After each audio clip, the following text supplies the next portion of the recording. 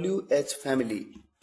WH family में कई words होते हैं, कई शब्द होते हैं जिन्हें आप प्रश्नवाचक वाक्यों में यानी इंटेरोगेटिव सेंटेंसेस में यूज करते हैं। आपने अक्सर देखा होगा इंटेरोगेटिव सेंटेंसेस में जब कब, कहां, कैसे, क्यों, किसके साथ इस तरह के शब्द या शब्दों के समूह कॉम्बिनेशंस आते हैं तो आप वहां पर WH फैमिली यूज करते हैं, जैसे what, why, who, how, which, with whom, इस तरह के। WH फैमिली ऐसा क्यों कहा गया? क्योंकि इन वर्ड्स में W और H का यूज होता है। दो तरीके से WH फैमिली के वर्ड्स को यूज किया जाता है, एज एन इंटेरोगेटिव और एज अ कंजंक्शन। इंटेरोगेटिव यानी प्रश्नवाचक वाक्यों में, जैसा कि आप अक्सर देखते हैं, और कंजंक्शन की तरह कब यूज किया जाता है ये बात आपको कंजंक्शंस चैप्टर में अच्छी तरीके से समझाई गई है। कई सारे कंजंक्शंस हैं जो एक के बाद एक वीडियो लेक्चर्स में आपको समझाए जाएंगे।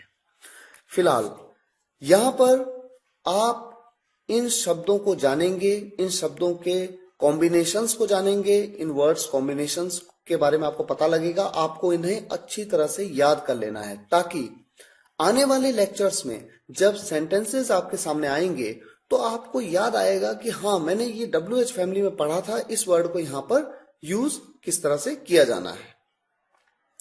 आइए एग्जांपल्स देखते हैं। व्हाट इसका मतलब होता है क्या, ये तो हम अक्सर जानते हैं जब भी कभी सेंटेंस में आता है, जैसे आपका नाम क्या है, व्हाट इज योर नेम, तो क्या के लिए आप क्या लगाते हैं, व्हाट। जो के लिए भी व्हाट लगाते हैं, कब, एज अ कंजंक्शन। ये बात आपको कंजंक्शन चैप्टर में पता लगेगी। नेक्स्ट है हु मतलब कौन, और जो के लिए भी हु लगाते हैं, ये कंजंक्शंस में पता लगेगा। इसी तरह से विच मतलब कौन सा, या फिर जो, ये भी आपको कंजंक्शंस में पता लगेगा। अब देखिए, आपने देखा हु के आगे ब्रैकेट में एल लिखा हुआ है और विच के आगे ब्रैकेट में NL लिखा हुआ है। थोड़ा समझ जाइए कि इनका मतलब क्या है। एल मतलब लिविंग मतलब सजीव, NL मतलब नॉन लिविंग का क्या मतलब होता है, निर्जीव। यानी सजीव के साथ हु लगेगा और निर्जीव के साथ विच लगेगा। इसी तरह से हुज मतलब किसका या जिसका, ऑफ विच मतलब किसका या जिसका। आप बिल्कुल निश्चिंत हो जाइए, आपको यहां पर सिर्फ इन्हें याद करना है, क्योंकि आने वाले लेक्चर्स में जब सेंटेंसेस सामने आएंगे आपको अपने आप समझ आ जाएगा कि कहां पर हु लगना है और कहां पर विच, कहां पर हुज लगना है और कहां पर ऑफ विच। फिलहाल आप इन्हें याद कर लीजिए। वेयर मीन्स कहां या फिर जहां। हुम मतलब किसे, जिसे, किसको या जिसको। नेक्स्ट स्लाइड में देखते हैं। फ्रॉम वेयर मीन्स कहां से, जहां से। फॉर व्हाट किस लिए, जिस लिए। व्हाट फॉर किस लिए, जिस लिए। किस लिए के लिए फॉर व्हाट और व्हाट फॉर दोनों का यूज किया जाता है। इसी तरह से जिस लिए के लिए भी दोनों का यूज किया जाता है कंजंक्शंस में। नेक्स्ट है सिंस व्हेन मतलब कब से। किसी निश्चित समय से जब पूछा गया हो तब सिंस व्हेन का यूज किया जाता है। और अगर अवधि के बारे में पूछा हो तो फॉर हाउ लॉन्ग का यूज किया जाता है। और फ्रॉम व्हेन का भी वही मतलब है, कब से, इसे भी यूज किया जा सकता है। देखिए समझिए, मान लीजिए मैं आपसे पूछूं आप कब से खाना खा रहे हो। अगर मैं निश्चित समय के बारे में पूछ रहा हूं तो मैं सिंस व्हेन का यूज करूंगा, और सिंस व्हेन का अगर यूज करूंगा तो आपका उत्तर यानी आपका रिप्लाई भी निश्चित होना चाहिए। जैसे मैं आपसे पूछूं since when have you been playing, आप कब से खेल रहे हो, तो आपको आंसर भी निश्चित समय के हिसाब से देना होगा। सिंस 2 o'clock, 2 बजे से।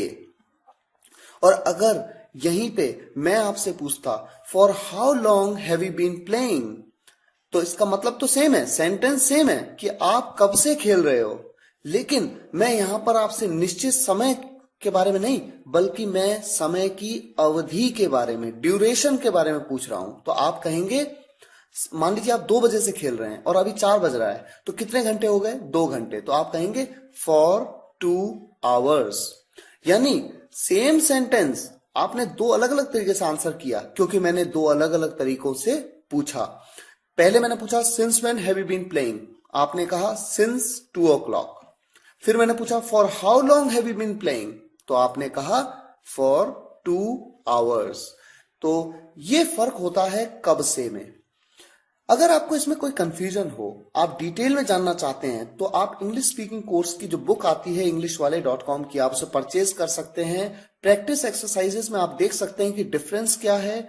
बहुत ही इंपॉर्टेंट कॉन्सेप्ट है और ये अक्सर कॉम्पिटिशन्स में भी आपसे पूछा जाता है। आगे बढ़ते हैं नेक्स्ट स्लाइड में। विद whom किसके साथ या जिसके साथ। फॉर whom किसके लिए, जिसके लिए। विदाउट whom किसके बिना, जिसके बिना। अबाउट whom किसके बारे में, जिसके बारे में। बाय whom किसके द्वारा या जिसके द्वारा। टुवर्ड्स whom किसकी तरफ या जिसकी तरफ। Next slide. हाउ कैसे या जैसे। अंटिल व्हेन कब तक या जब तक। मैं मान लीजिए आपसे पूछूं until when are you here, आप कब तक यहां हो। Until when are you here. तो यहां पर अंटिल व्हेन का यूज किया जाएगा। आप इन्हें रट लीजिए, ढंग से याद कर लीजिए। हाउ मैनी का यूज कब किया जाता है, कितने या जितने।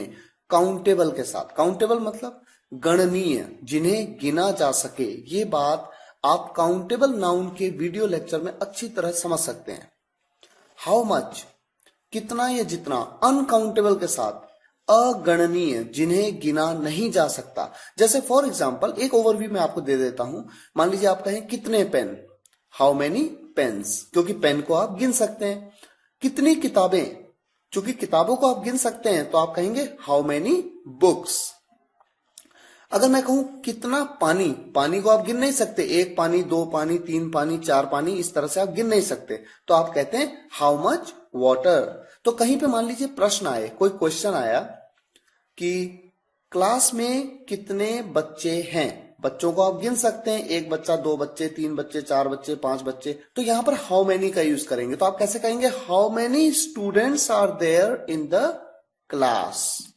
या मैं आपसे पूछूं ग्लास में कितना पानी है, तो कितना पानी, पानी को गिन नहीं सकते। How much water is there in the glass. ये कॉन्सेप्ट आपका हाउ मेनी और हाउ मच का कॉन्सेप्ट भी एक अलग वीडियो लेक्चर में आपको समझाया गया है, आप उसे समझिए।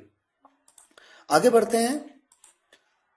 हाउ क्यूट, कहीं पे मान लीजिए सेंटेंस में पूछा गया कितनी प्यारी, तो आप कहेंगे हाउ क्यूट। कितना दूर, हाउ फार। कितना अच्छा, हाउ गुड। कितना लंबा, हाउ लॉन्ग। कितनी जल्दी, हाउ सून। कितना पुराना, हाउ ओल्ड। पुराना हो चाहे बड़ा हो उम्र में, हाउ ओल्ड ही कहते हैं।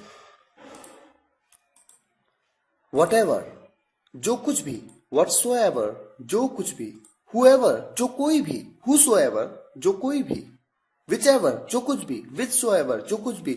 यहां पर सो लगाया, बीच में सो लगाया। देखिए whatever के साथ सो लगा दिया, बीच में whatsoever, बात एक ही है। whoever के साथ सो लगाया, बात एक ही है। मीनिंग सेम है, बस लगाने का एक अंदाज है। whichever whichsoever जो कुछ भी। whenever मीन्स जब कभी। however मीन्स जैसे भी या फिर भी। however एक बहुत ही इंपॉर्टेंट वर्ड है, ये एक कंजंक्शन भी है। जब आपको कंजंक्शंस चैप्टर में however समझाया जाएगा तो आपको बड़ा ताज्जुब होगा कि इसे किस तरह से यूज किया जाता है। ये बहुत ही इंटरेस्टिंग कॉन्सेप्ट है। आगे बढ़ते हैं नेक्स्ट स्लाइड में। whomever जिसे भी, whomsoever जिसे भी। what else और क्या। why so ऐसा क्यों। whereas जबकि। at what time किस समय। how come कैसे या किस तरह। whence कहां से या जहां से। what type of किस तरह का। what sort of किस तरह का। which type किस तरह का। what then तो क्या। in what way किस